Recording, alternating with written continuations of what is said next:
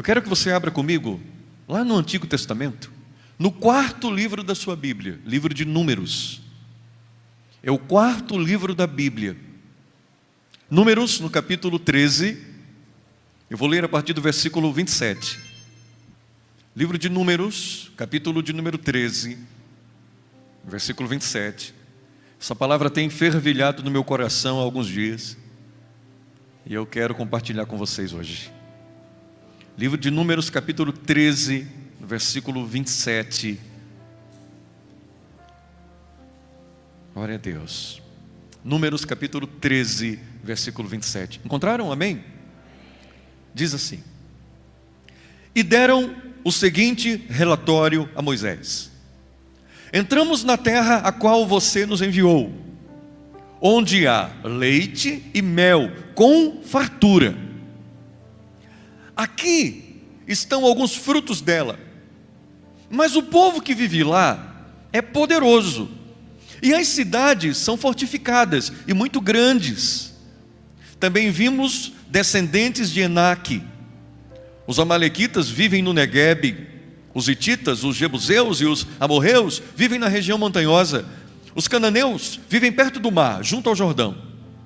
Então Calebe fez o povo calar perante Moisés e disse: Subamos e tomemos posse da terra, é certo que venceremos. Mas os homens que tinham ido com ele disseram: Não podemos atacar aquele povo, é mais forte do que nós.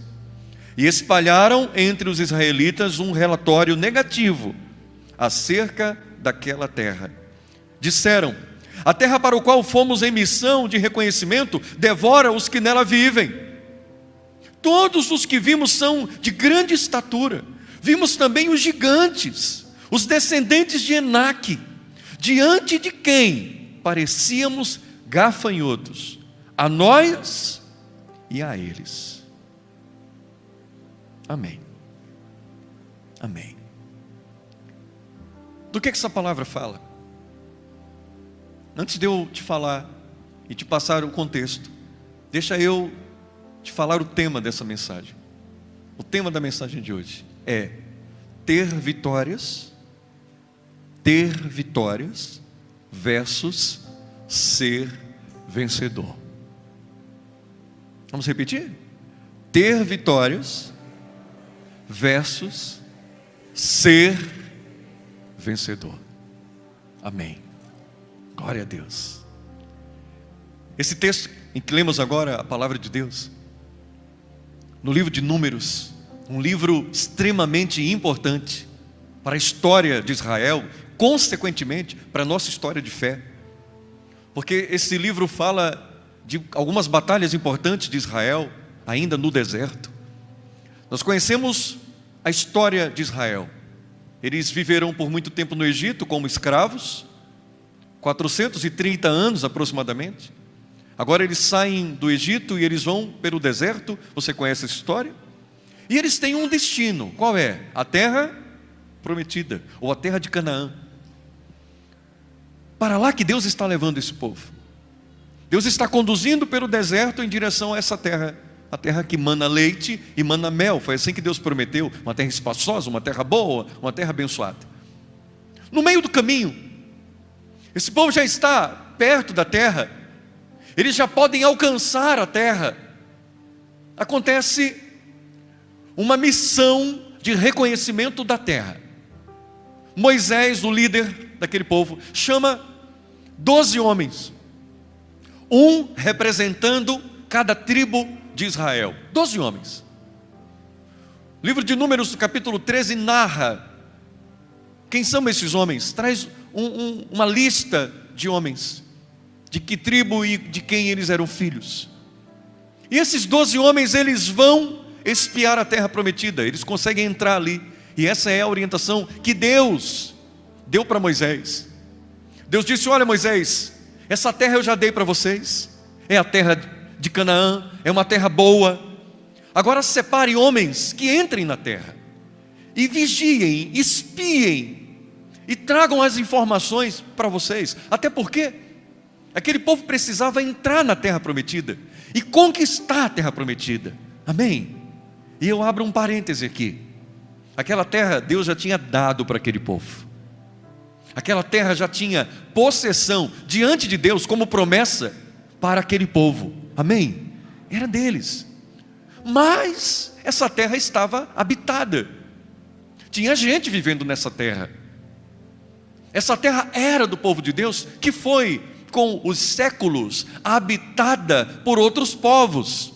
E agora, para retomar essa terra, esse povo precisava não apenas da promessa e da bênção, eles precisavam ter coragem de conquistar a terra que Deus tinha dado para eles. Então aprenda, Deus te dá a bênção, agora conquistar é com você. Conquistar é uma missão que você vai buscar força de Deus para entrar na terra e vencer e receber em nome de Jesus. Amém? Fecha parêntese aqui. Esses 12 homens entraram na terra. Durante dias, eles investigaram a terra, eles espiaram. Segundo as instruções de Moisés, eles cortaram o fruto daquela terra e trouxeram. Estava na época da colheita das uvas, então eles cortaram um cacho de uvas, de um lugar chamado Vale de Escol.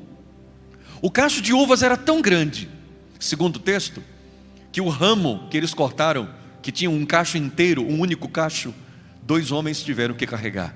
Colocaram uma vara e amarraram esse cacho de uvas, e eles segurando um na frente e um atrás, 2 para carregar um cacho de uva. Era boa ou não era aquela terra, meu irmão?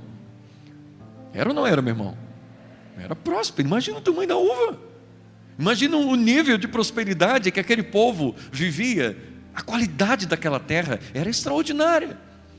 E agora, depois de alguns dias, eles voltam, os 12, trazendo o fruto da terra e trazendo notícias sobre a terra. E é aqui que nós precisamos entender. Grupos se formam. O primeiro grupo tem 10 homens. O segundo grupo, 2. Os 10 começaram a dizer assim: nós fomos na terra, espiamos a terra.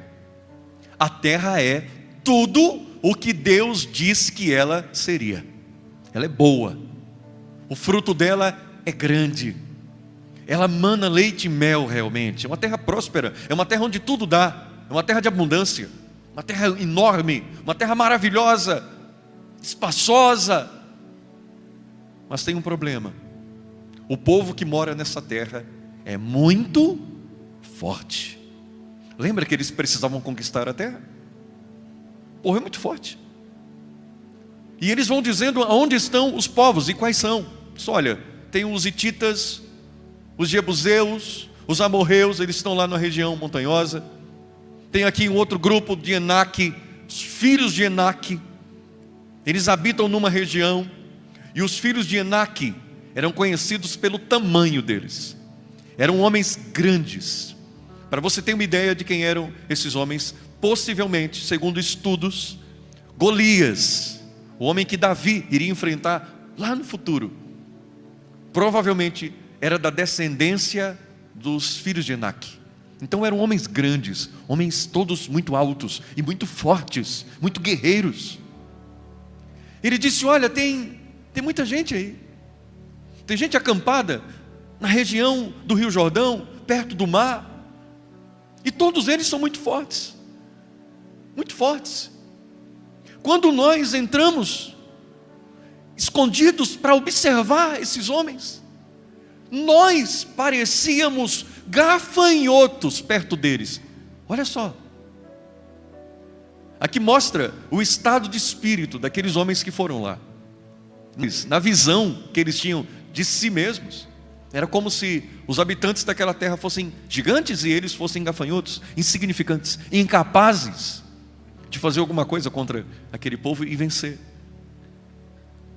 Ou seja, eles estavam assinando um atestado de fracasso, de incompetência, de incapacidade. Nós não vamos conseguir. Não dá para entrar nessa terra. Para você entender, meu irmão, eles viajaram muito tempo no deserto até chegar ali. E agora, finalmente chegando na terra, imagine todo o povo ouvindo os seus líderes, porque eles eram os líderes, dizendo que não tinha jeito e que a terra não era aquela Não era possível, não tinha como vencer. Esse é o primeiro grupo. O segundo grupo era formado por 2 homens apenas. O nome de um era Josué, o outro era Calebe. E eles fizeram exatamente o oposto. Glória a Deus. Eles disseram: não é isso.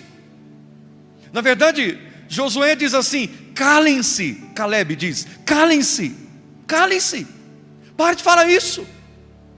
É verdade que esses homens são fortes, é verdade que essa terra é fortificada, mas nós vamos vencer. Deus nos deu essa terra, e por mais forte que ela seja, Deus está conosco, e nós vamos entrar aí, e nós vamos vencer essa terra, e nós vamos conquistar essa terra. Ela é nossa, o Senhor nos deu. Glória a Deus. Percebe a diferença? 2 grupos. Esses grupos podem se dividir nessas categorias. Primeiro grupo, aqueles que tinham vivido vitórias na vida. Eles tinham vivido vitórias. Eles chegaram até ali, as portas das cidades da terra prometida, porque eles tinham vivido inúmeras vitórias pelo deserto, até chegar naquele lugar. Tinham sobrevivido ao Egito, à escravidão, tinham vivido milagres de Deus. Um grande milagre, na frente do Mar Vermelho, o Senhor manda um vento poderoso, e Deus divide o Mar Vermelho, e aquele povo passa com os pés enxutos. Foi um grande milagre ou não? Foi uma grande vitória ou não? Foi. Que vitória extraordinária, que bênção maravilhosa. Eles viveram isso. Eles tinham essas vitórias no currículo deles para contar. Vencemos o faraó, e Deus nos deu essa vitória. O mar se abriu, foi extraordinário. Momentos em que Deus derrama pão do céu em forma de maná, e eles colhem e moem e fazem pão. E Deus manda carne em forma de codornizes que caem no acampamento, e eles pegam e comem carne. A água que sai da rocha, Deus que transforma uma água que era amarga numa água boa para beber. Deus operou inúmeros milagres no meio daquele povo. Aquele povo viveu vitórias de Deus na sua vida. Eles viveram vitórias, eles tinham vitórias, mas eles não passavam disso. De pessoas que tinham histórias de vitórias para contar.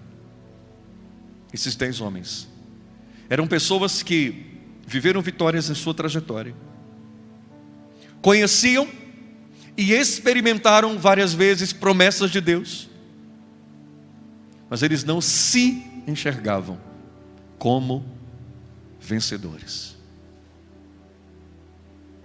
Não se enxergavam assim. Quando eu leio o versículo 28 e 29 do capítulo 13 de Números, escute com atenção. Mas o povo que lá vive é poderoso, e as cidades são fortificadas e muito grandes. Também vimos os descendentes de Enaque, os amalequitas vivem no Neguebe, os hititas, os jebuseus, os amorreus junto à região montanhosa, os cananeus perto do mar e junto ao Jordão. Versículo 32 e 33. Espalharam entre os israelitas um relatório negativo acerca daquela terra e disseram: a terra para o qual fomos em missão de reconhecimento devora os que nela vivem. Todos que vimos são de grande estatura. Vimos também os gigantes, os descendentes de Enaque, diante de quem parecíamos gafanhotos, a nós e a eles. Sabe o que esse povo estava fazendo? Esse povo estava olhando para si mesmos e enxergando pessoas que, apesar de terem vivido vitórias, não eram vencedores.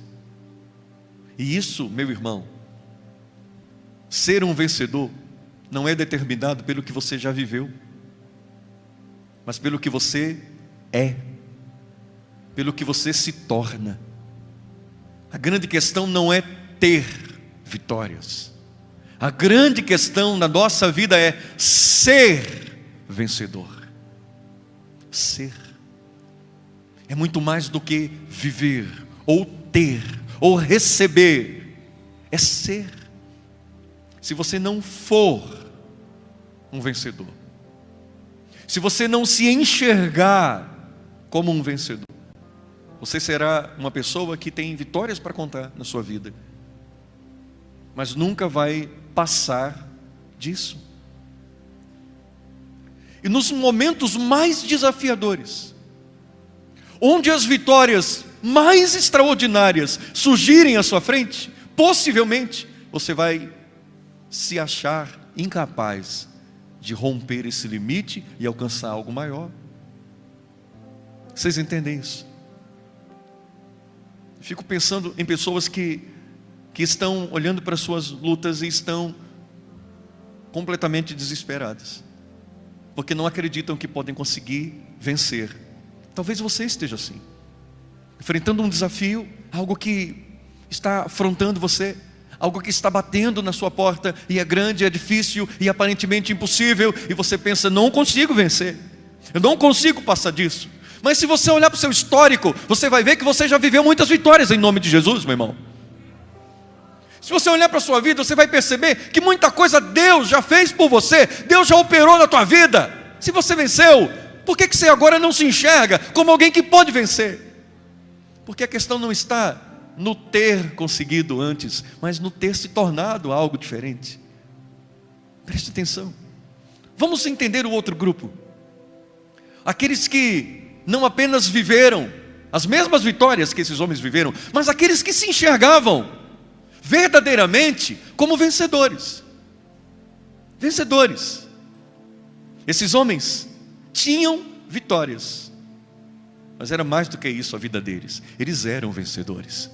E eu estou falando sobre uma visão pessoal, sobre algo que eu vejo em mim mesmo. Eu olho no espelho e eu não vejo alguém com histórico de vitórias, de lutas e de conquistas. Eu vejo alguém que vence o que aparecer na sua frente, porque é vencedor, e ponto final, em nome de Jesus. Vencedor. Glória a Deus. Aleluia. Presta atenção nas palavras de Caleb. Caleb, capítulo 13, versículo 30. Lembre que nós estamos no livro de Números. Então Caleb fez o povo calar-se perante Moisés e disse: subamos, tomemos posse da terra, é certo que venceremos.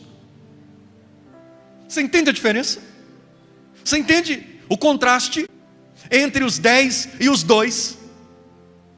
A mesma visão o Josué compartilhava com Caleb. Enquanto estava todo mundo dizendo, não vai dar, não é possível, é grande demais, os inimigos são grandes, nós não vamos conseguir, Caleb disse, cala a boca todo mundo, cala a boca, fiquem em silêncio, subamos, tomemos posse, certamente nós vamos vencer. Quando Caleb olhava no espelho, ele não enxergava alguém que viveu vitórias, ele enxergava alguém capaz de vencer o que surgisse na sua frente. Isso estava na sua identidade. Não apenas vivi vitórias, eu sou um vencedor. Sou um vencedor.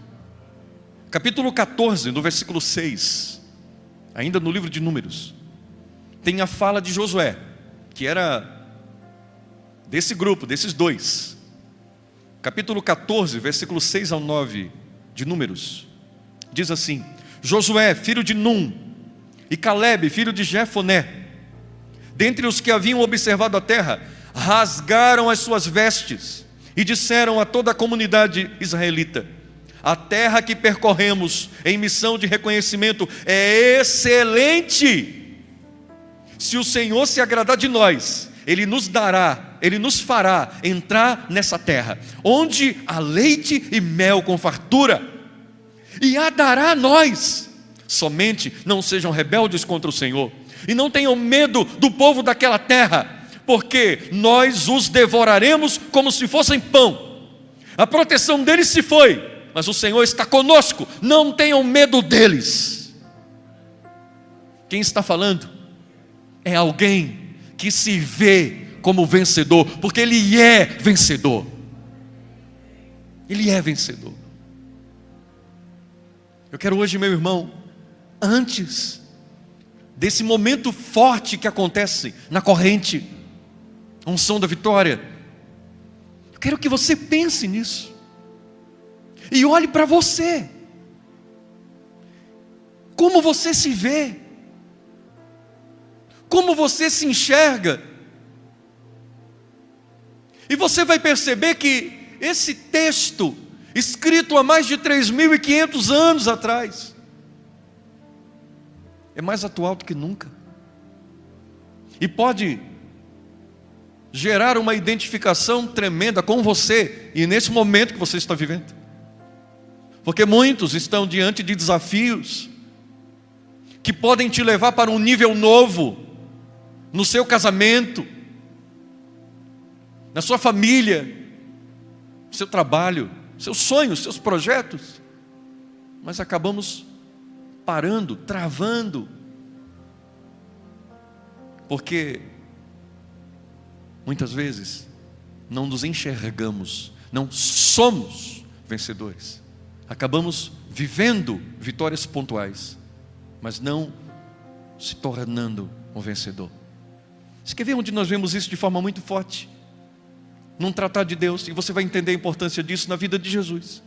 Abra sua Bíblia, por favor, no livro de Mateus. Livro de Mateus, no capítulo de número 3. Mateus, capítulo 3. Eu vou ler o versículo 16 até o versículo 17. Mateus, capítulo 3, versículos 16 e 17. Olha o que diz aqui.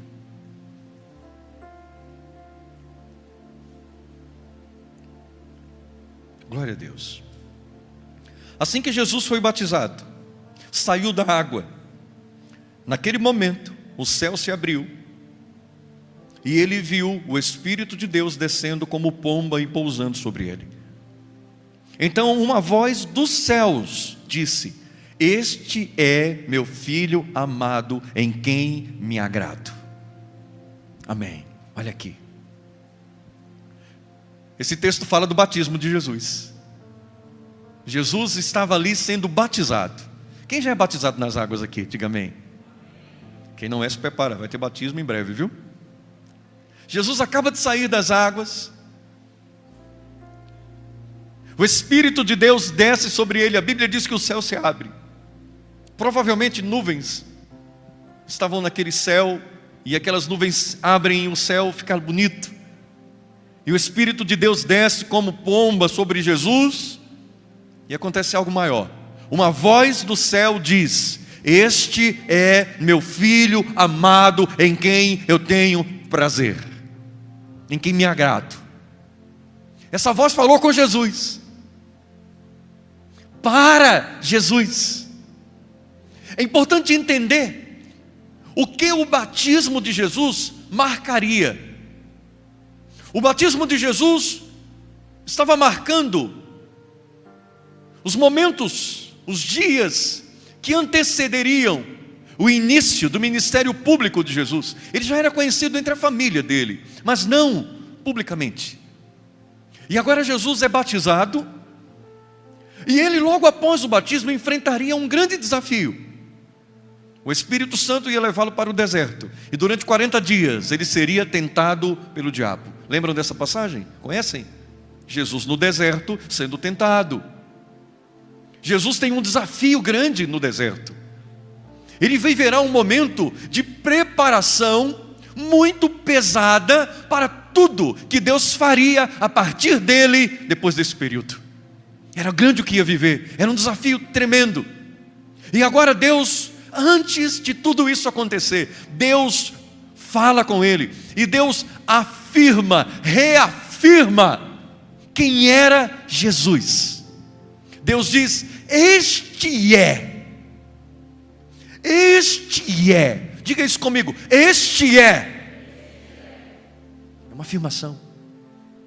Este é meu filho amado.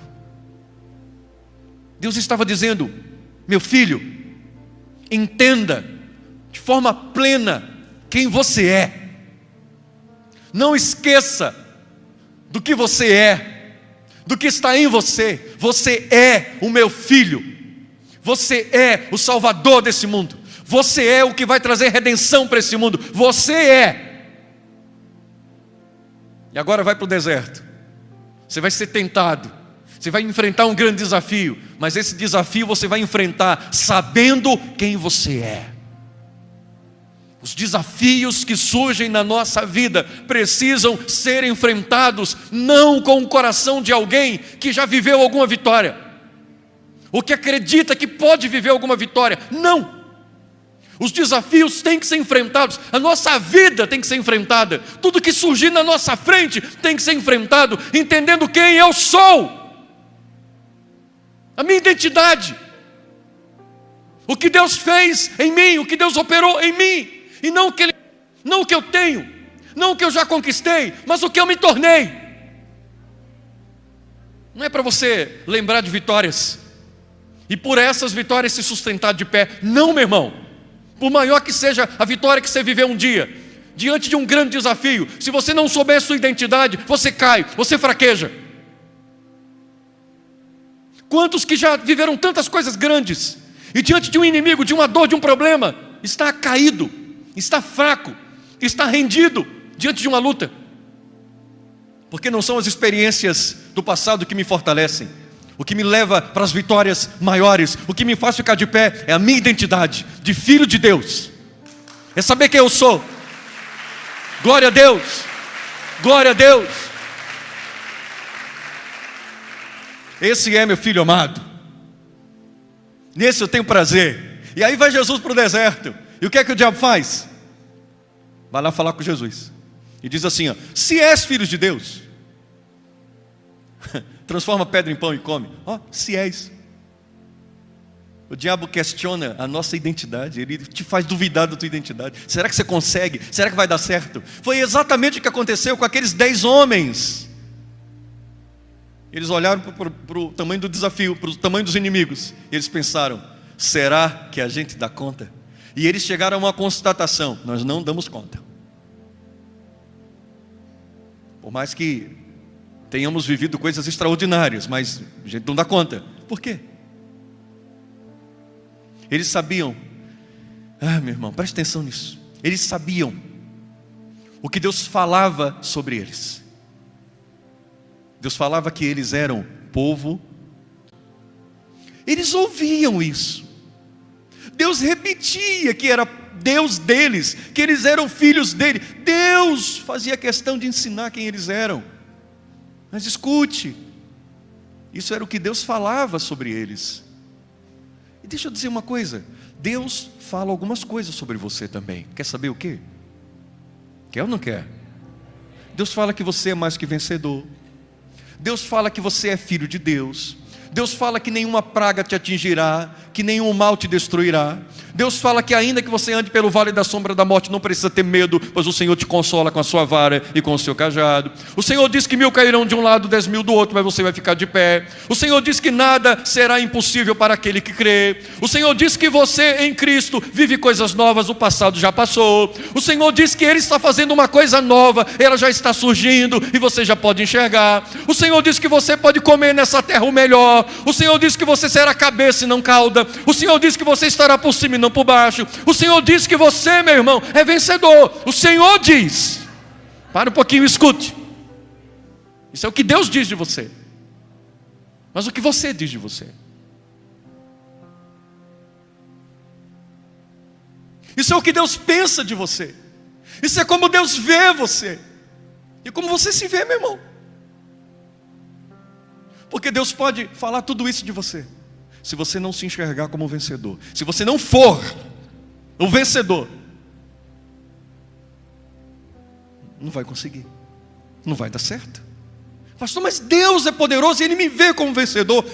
Mas Ele trabalha nas suas atitudes, nas suas ações, na sua coragem, na sua força de ir lá. E Ele vai com você. Se aquele povo entrasse na terra, Deus ia entrar. E não tinha inimigo grande demais que o Senhor não destruísse para aquele povo vencer. Era exatamente o que Josué dizia. Era exatamente o que Caleb dizia. Deus disse: entra lá. Entra lá. Porque eu dei para vocês. Eu estou com vocês. Eu já te dei posse. Entra. Mas aquele povo não foi. Por quê? Porque Deus dizia, mas aquele povo não entendia. Aquele povo não se enxergava. Deus está dizendo, por exemplo, para você que teu casamento tem jeito. Aí talvez você não enxergue isso. E não adianta todo mundo ficar dizendo, vai dar certo, você vai conseguir. E o pastor pregando, acredita, teu casamento vai dar certo, você pode vencer. Se você não se enxerga como alguém que pode vencer. E aí não adianta unção com óleo, campanha. E é por isso que eu estou pregando isso nessa noite. Porque o Espírito de Deus quer dizer para você, eu quero mudar a tua vida, eu quero mudar a tua sorte, quero fazer de você o vencedor que você realmente é. Mas você precisa abrir sua mente e entender.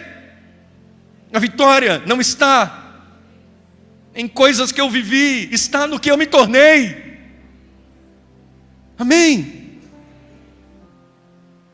Olha o que o Espírito Santo falou através de um homem chamado Paulo, na sua carta aos Romanos.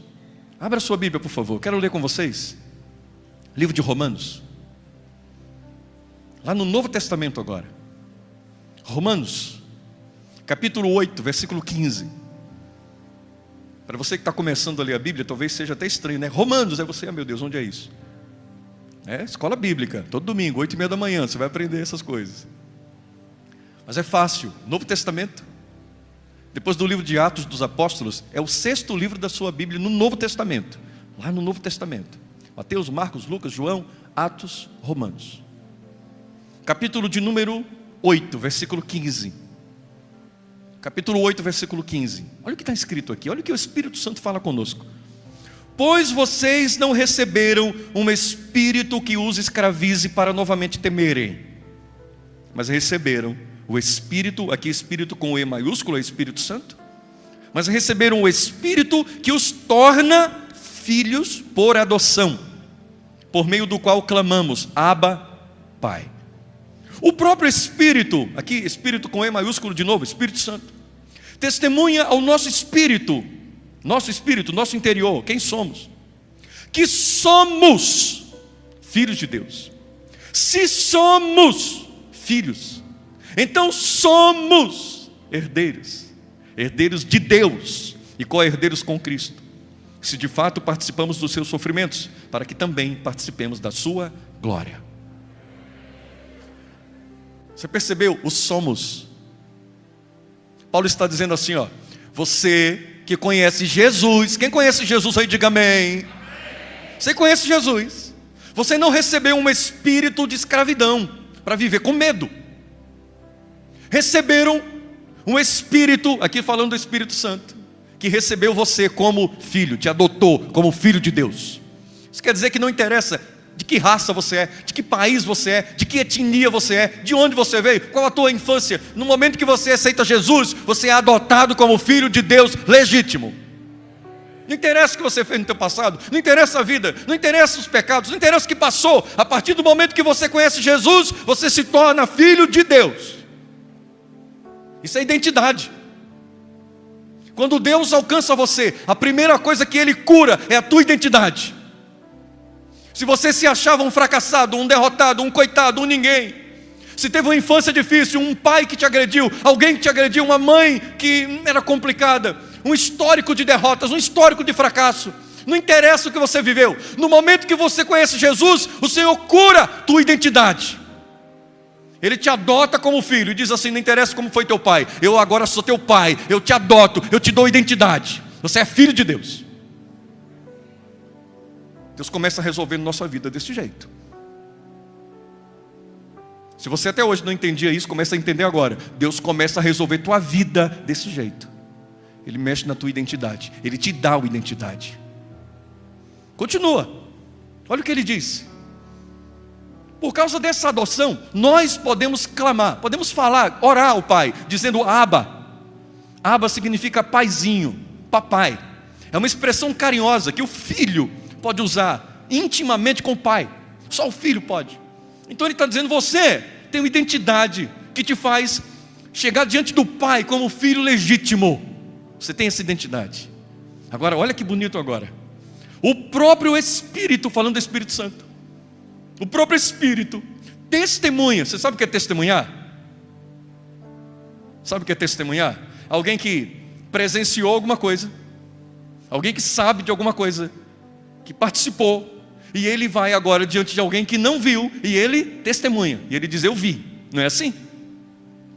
Imagina num tribunal, uma pessoa viu uma morte, um assassinato, e ele é levado para o tribunal porque ele viu, é testemunho ocular. Então ele diz: eu sou testemunho porque eu vi a morte, eu vi acontecer, eu vi o assassinato. E aqui está dizendo: o Espírito Santo testemunha com o nosso espírito. Ou seja, ele diz para você: eu vi o que Deus fez com vocês, e eu estou dizendo para vocês o que Ele fez com vocês. Eu sou testemunha do que Deus fez com vocês. O Espírito Santo faz isso.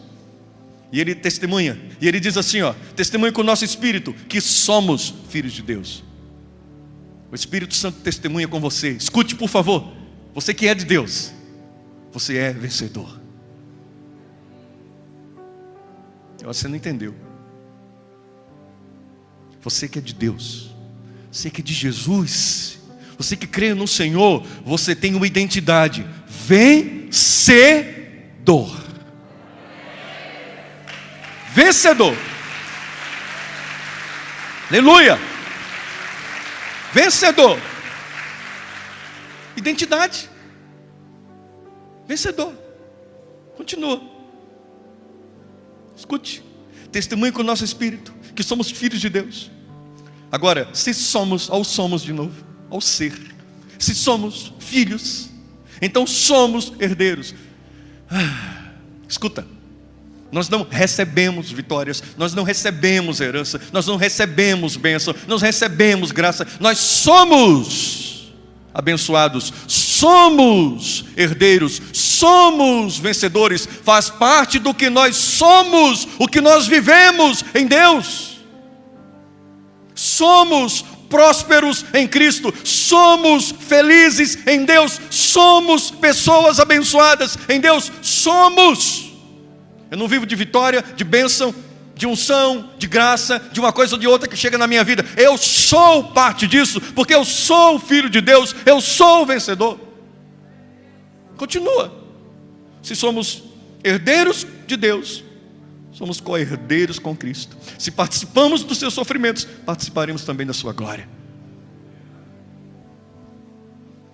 É muito diferente ter vitórias de ser vencedor. Porque quem tem vitórias, na hora que a vitória não acontecer, vai se sentir um lixo. Quem vive vitórias, quem vive de vitórias, quem vive de coisas que aconteceram, na hora que não acontecer, vai se sentir um nada, um coitado, um ninguém. E escute, muitas vezes na nossa vida, as decepções vão vir, os fracassos vão vir, as perdas vão surgir, é a nossa vida, é a nossa história. Quem não é vencedor, se destrói quando isso acontece. Quando está vivendo um desafio, quando está vivendo uma grande luta, uma grande perda, se acaba, se destrói, vai para o pó, vai para o chão. Mas quem é vencedor? Quando perde, quando cai, quando acontece uma tragédia, quando acontece uma grande dor, essa pessoa pode chorar, essa pessoa pode se lamentar, essa pessoa pode ficar triste, mas depois ela se levanta, ela tira o pó, ela lava o rosto, ela olha para o céu e ela diz: passou o momento de lamento, agora eu vou crer que a vitória vai chegar, porque eu sou vencedor. Sou. Não interessa se eu vivi uma derrota. Quem é vencedor vive derrota, mas lida com ela diferente, porque seu interior tem identidade, é vencedor. E tudo isso só é possível de uma forma: em Jesus. Eu quero que você perceba que toda essa linha de pensamento, ela deságua no mesmo lugar sempre. A Bíblia deságua sempre no mesmo entendimento: sem Cristo não dá para ser um vencedor. Você pode ter vitórias, você pode ter bênçãos, porque Deus dá a chuva para o justo e para o ímpio. Deus vai mandar para todo mundo, mas ser vencedor é outra história. Só Jesus, só com Cristo. João capítulo 1, versículo 12. Veio para os que eram seus e os seus não o receberam, mas a todos os quantos receberam, deu-lhes o poder de serem feitos filhos de Deus. Está falando de Jesus, que veio ao mundo e o mundo não o quis, mas agora todos que quiserem e o aceitarem podem ser filhos de Deus. podem ter a sua identidade curada.